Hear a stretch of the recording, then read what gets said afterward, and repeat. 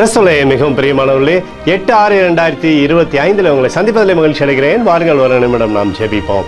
அன்பு தகப்பனே, இன்றைக்கு என்னுடைய பாதுகாப்புக்காய் ஜெபிக்கும்படி என் தேவனுடைய சமூகத்தில் வருகிறேன். என் தேவனுடைய நிறைவும் அன்பும் ஆசீர்வாதம் விடுதலும் என்னுடைய வாழ்க்கையில் இருந்து செயல்படும்படி நீர் செய்தலும்படி ஜெபிக்கிறேன். எல்லா பல்லாப்பு நாசமோசம் விலைக்கு வர நீங்கள் பாதுகாத்துக் கொள்ளுங்கப்பா. செல்லக்கூடிய இடத்துலெல்லாம் தெய்வீக மகிமையும் கிருபையும் விடுதலும் என்னுடைய வாழ்க்கையில் இருந்து செயல்படுவதாக.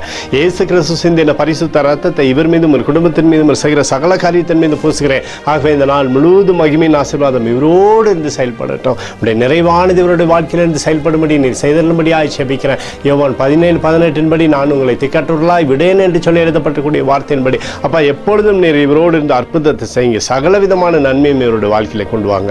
இயேசுவின் நாமத்திலே ஒப்புக்கொண்டு ஜெபிக்கிறேன் நல்ல பிதாவே, ஆமென். பிரியமான ஜெப பங்காளரை, ஒரு நிமிடம் நம்ம இந்திய தேசத்திற்காகவும் ஜெபிப்போம்.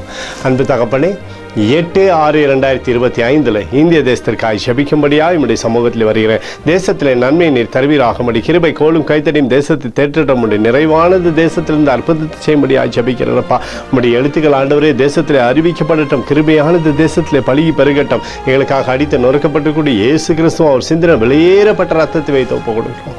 அத்தோடு இந்திய தேசத்தில் எழுப்புதலை தரும்படியாக ஜெபிக்கிறேன். எழுப்புதலை தருவீராக, எழுப்புதலை தருவீராக, எழுப்புதலை தருவீராக. எழுப்புதலை எங்கள் கண்கள் பார்க்கும்படி நீர் ஆசீர்வதிக்கும்படி ஜெபிக்கிறேன். நேற்றும் இன்றும் என்று மாறாதவராகி இயேசுவின் நாமத்திலே ஒப்புக்கொண்டு ஜெபிக்கிறேன் நல்ல பிதாவே, ஆமென். பிரியமான ஜெப பங்காளரே, ஆண்டவர் நம்மளுடைய ஜெபத்தை கேட்டிருக்கிறார். இந்த நாள் முழுதும் கர்த்தராகிய இயேசு கிறிஸ்துக்குள் நீங்கள் வளரும்படி உங்களை வாழ்த்தி ஆசீர்வதிக்கிறேன். ஆமென்.